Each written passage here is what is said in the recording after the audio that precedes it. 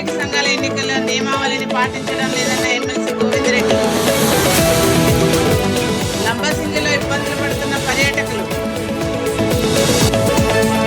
Assembly సమావేశాలకు MLA Sudharani వెళ్లకపోవడంపై మండిపడ్డ Janasena నేత Ramesh.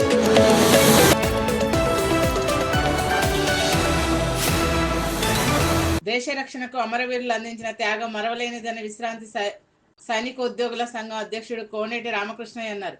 December 16న భారత ప్రభుత్వం విజయ దివాస్ గా ప్రకటించి ప్రతి ఏటా అమరులను స్మరించుకోవడం జరుగుతుందన్నారు. మహనీయుల సూక్తితో విద్యార్థులు యువత ఆత్మవిశ్వాసం పెంపొందించుకొని సమాజానికి ఆదర్శంగా నిలవాలన్నారు.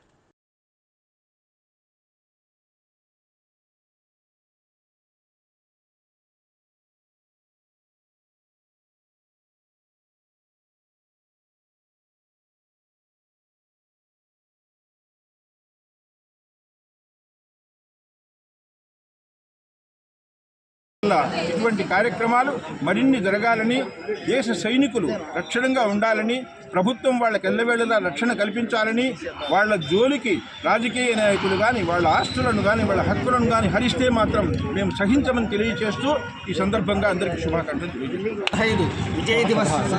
డిసెంబర్ విజయ్ దివస్ శుభాకాంక్షలందరికీ కూడా. మరి సైనికులు ఎన్నో త్యాగాలను చేస్తే ఈనాడు మనం కంటి మీద హాయిగా నిద్రపోతున్నాం. వాళ్ళు దేశ రక్షణ వ్యవస్థలో అతి కీలకమైనటువంటి పాత్రను పోషిస్తున్నారు. అటువంటి సైనికుల యొక్క విజయ దివస్ను ఈరోజు మనం అత్యంత ఘనంగా జరుపుకుంటున్నాం. నిజంగా అందరూ కూడా భాగస్వామ్యం కావాలి. ఎందుకంటే ఒక అభిమాన హీరో సినిమా రిలీజ్ అయితే అందరూ కూడా ఎలా సంబరాలు చేసుకుంటారో నిజమైనటువంటి హీరోలు వీళ్ళు. ఎందుకంటే దేశాన్ని రక్షించేటువంటి వాడు సైనికుడు నిజమైనటువంటి హీరో. అటువంటి సైనికుల యొక్క మరి విజయ్ దివస్ను మనం అందరం కూడా భాగస్వామ్యం ఒక పర్వదినంగా, ఒక పవిత్ర దినంగా చేసుకోవాలి. ఎందుకంటే యువత ముఖ్యంగా కూడా దేశభక్తిని పెంపొందించుకోవాలి. మా బాల్యంలో మేము చదువుకునే వాళ్ళం. గురజాడ వారి సూక్తిని ఈ సందర్భంగా గుర్తు చేసుకోవాలి. దేశమంటే మట్టి కాదు, ఈ దేశమంటే మనుషులు, దేశమును ప్రేమించుమన్నా మంచి అన్నది పెంచుమన్నా అన్నాడు ఆయన. కాబట్టి దేశాన్ని ప్రేమించాలి. అటువంటి దేశాన్ని ప్రేమించేటువంటి నిజమైనటువంటి హీరోలు మన యొక్క సైనికులు. అటువంటి సైనికుల యొక్క ఆత్మత్యాగం నిజంగా మరువలేనిది, చరిత్రలో కూడా సువర్ణ అక్షరాలతో లిఖించదగినటువంటిది. అటువంటి వారి యొక్క త్యాగాల స్ఫూర్తితో మనమందరం కూడా ఈనాడు స్వేచ్ఛా వాయువులను పీలుస్తూ మనందరం కూడా సుఖ సంతోషాలతో వర్తిల్లాం. కాబట్టి వారి యొక్క సేవ విలువ కట్టలేనిది, వారి యొక్క త్యాగం నిజంగా నిరుపమానమైనటువంటి. అటువంటి సైనికుల యొక్క డిసెంబర్ 16వ తేదీన విజయ్ దివస్ను మనం అందరము కూడా భాగస్వాములై పెద్ద ఎత్తున జరుపుకోవాల్సినటువంటి పండుగ ఇది. కాబట్టి అందరూ కూడా దేశభక్తిని ఊరికే ఏదో సెల్లుల్లో లేకపోతే మెసేజ్ రూపంలో ఆ యొక్క శుభాకాంక్షలు తెలియజేసుకోవడం కాదు. అందరూ కూడా ప్రతి ఒక్కరూ మమేకమై మరి నిలువెల్లా స్పందిస్తూ ఇటువంటి కూటమి ప్రభుత్వం నీటి సంఘాల ఎన్నికల్లో నియమావళిని పాటించకుండా అడ్డదారిలో అన్ని సొంతం చేసుకోవాలని చూస్తుందని ఎమ్మెల్సీ డీసీ గోవిందరెడ్డి విమర్శించారు. నీటి సంఘాల ఎన్నికలను బహిష్కరిస్తున్నామని ఎమ్మెల్సీ దాసరి సుధా తెలిపారు. కూటమి ప్రభుత్వంలో మహిళలకు రక్షణ లేకుండా పోతుందని విమర్శించారు. ప్లాన్ చేసినారు ఇక్కడ ఈ ఎన్నికలు ఏకపక్షంగా జరగడానికి. ఏమని ప్లాన్ చేసినారు? ముందు మీరు ఈ భూమి శిస్తు నీటి తీరువ ఆ పన్ను కట్టడానికి మీరు పన్ను కట్టాలి అని చెప్పారు. సరే అని చెప్పి ఇదంతా కూడా ఎక్కడ కట్టాలి అంటే తహసీల్దార్ గారు వాళ్ళ ఆఫీసులో కట్టొచ్చు అని చెప్పినారు. సరే అక్కడికి వెళ్ళిన తర్వాత ఇక్కడ మా ఆఫీసులో కాదు, మీరు విఆర్ఓల దగ్గరికి వెళ్ళి అక్కడ మీరు ఈ పన్ను కట్టండి, మీరు ఎన్ఓసి తీసుకోవాలి అని చెప్పి మళ్ళా ఒక నిబంధన పెట్టినారు. ఎక్కడ కూడా క్లారిటీ లేదు. నిజానికి ఓన్లీ ఒక డిక్లరేషన్ ఇవ్వాలి. నేను ఎగవేతదారుని ఎప్పుడైతానో నాకు ఏదైనా నోటీస్ ఇచ్చి పన్నుకు మనం ఇంటికి ఉంటాం ఎక్కడైనా, అక్కడ మన వాళ్ళు నోటీస్ ఇవ్వాలి ముందు మనకయ్యా నువ్వు ఇంత కట్టాలి అని. ఎక్కడా ఏమీ లేదు. అయినా ఆ క్లాజ్ పెట్టుకొని అయ్యా మేము డబ్బు కడతాము అంటే విఆర్ఓలు ఎక్కడ కనపడరు. అన్నా మేము వచ్చేస్తామని చెప్పడం, అన్నా భోజనానికి పోయేస్తాం, మళ్ళా అసలు సహకరించకుండా వాళ్ళు ఎక్కడ లేకుండా వెళ్ళిపోయారు. మా వాళ్లకు మామూలుగా అందుబాటులో లేకుండా వెళ్ళిపోయినటువంటి ఒక పరిస్థితి. దీంట్లో ఒక మేము మళ్ళీ పోలీస్ అధికారులను చాలా గట్టిగా అడిగితే పోలీస్ అధికారులు 1-2 చోట్ల 3 చోట్లైనా కూడా ఇవ్వండి అని చెప్పి వాళ్ళ యొక్క అంటే రెవెన్యూ డిపార్ట్మెంట్ ఎంత నిర్వీర్యం అయిపోయిందంటే నేను ఆర్డీఓ గారిని కూడా ఇంతకు ముందే అడిగినాను, అది ఏమి లేదంటారు. కానీ వాళ్ళందరికీ ఇన్స్ట్రక్షన్స్ ఏంటంటే మీరు సార్ మాకు తహసీల్దార్ చెప్పాలి, ఆర్డీఓ గారు చెప్పాలంటారు. సో ఈ విధంగా ఈ రసీదులు ఇవ్వకుండా మొత్తం అన్ని సంఘాలకు కూడా చేసినారు. 3 సంఘాలకు 4 సంఘాలకు ఇచ్చిన తర్వాత రసీదులు ఇచ్చిన తర్వాత మళ్ళీ ఎన్ఓసి ఇవ్వలేదని చెప్పి ఈ రోజు అల్లూరు జిల్లా కొయ్యూరు మండలం అన్నవరం అటవీ ప్రాంతంలో 15 ఎకరాల గంజాయి తోట బూదరాల పంచాయతీ సూపర్ సర్పంచ్ సంజీవ్ ఆధ్వర్యంలో గిరిజనులు ధ్వంసం చేశారు. సూపర్ సర్పంచ్ సంజీవ్ గిరిజనులతో మాట్లాడుతూ గంజాయి పంటల వల్ల అనర్థాలను తెలియజేస్తూ గంజాయి రవాణా చేసిన వారు ఇప్పటికీ కుటుంబాలకు దూరమై జైల్లో మగ్గుతున్నారని, వీటి వలన కుటుంబాలకు లాభాలు లేవని అవగాహన కల్పించి గిరిజనుల మార్పు తీసుకొస్తున్నారన్నారు. అల్లూరు జిల్లా అరకులోయ నియోజకవర్గంలోని పెదబయల మండలం పోలీసులు 100 కేజీల గంజాయిని పట్టుకున్నారు. ఈ కేసులో దర్యాప్తు చేసిన అనంతరం 2 వ్యక్తులను జ్యుడిషియల్ రిమాండ్ కు తరలించారు. कहाँ लोड किया? वाटगुड़ा सर लोड किया। किसने बताया तुमको लोड लाने की? वो मंगड़ू सर। वो कहाँ से हो? वो बैलगुड़ा का सर। बैलगुड़ी से? हाँ सर। हाँ, ये इसका नाम क्या है? इसका नाम सिंगो किलो था। वो किसका ओके? बड्डा बंदा। तुमको कैसे पता है वो? वो आसपास गाँव के हैं सर। आसपास का नहीं, इनसे पहले कभी आए थे गांजा लाने की? नहीं सर।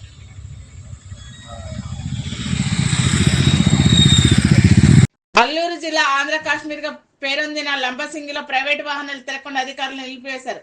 లంబసింగి చూడడానికి వచ్చిన పర్యాటకులు వాహనాలు లేక కాలినడకన వెళ్లలేక అవస్థలు పడుతున్నారు. అధికారులు వెంటనే స్పందించి పర్యాటకులకు ఎటువంటి ఇబ్బందులు కలగకుండా చూడాలని కోరుతున్నారు.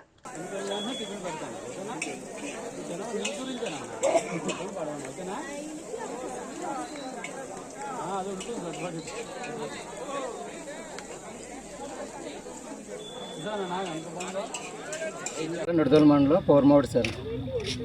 అయితే యాత్రకు బయలుదేరింది సార్. పొద్దున వచ్చేటికి వాహనాలు ఏం నడుతుందని చెప్పారు.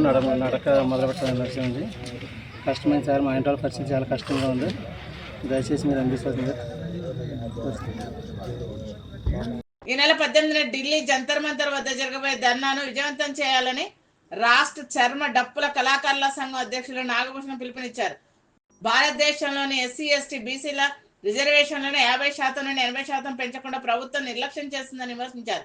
దళితుల్లోని పేదరికం అంటరానితన నిర్మూలనకు సుప్రీంకోర్టు రిటైర్డ్ జడ్జిచే కేంద్ర ప్రభుత్వం కమిటీని ఏర్పాటు చేయాలని డిమాండ్ చేశారు. 1వ తారీఖున భారతదేశ అత్యున్నత న్యాయస్థానమైనటువంటి సుప్రీంకోర్టు మాదిగల పక్షాన 30 సంవత్సరాల నిరీక్షణలో ఆగస్టు 1వ తారీఖున సుప్రీంకోర్టు తీర్పిచ్చింది.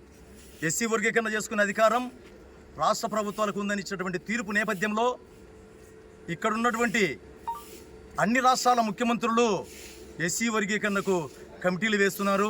ఈ కమిటీలతో కాలయాపన చేయకోకుండా కమిటీని ఏకవంతం చేసేసి తొందరగా మాదిగల్లో 30 సంవత్సరాలుగా ఎదురు చూస్తున్నటువంటి ఏబిసిడి వర్గీకరణను వీలైనంత తొందరలో అమలుపరిచేదానికి అన్ని జిల్లా కలెక్టరేట్లకు ఆదేశాలు జారీ చేయాలని చెప్పేసి కోరుకుంటూ ఈరోజు ఎర్రగుంట్ల రైల్వే స్టేషన్లో ఢిల్లీ నిజాముద్దీన్ బయలుదేరుటకు ఏపీ సంపర్క్రాంతి ఎక్స్ప్రెస్ రైలు బయలుదేరుటకు కడప జిల్లా నుంచి కార్యకర్తలందరూ సన్నద్ధమయ్యి బయలుదేరుతున్నారు.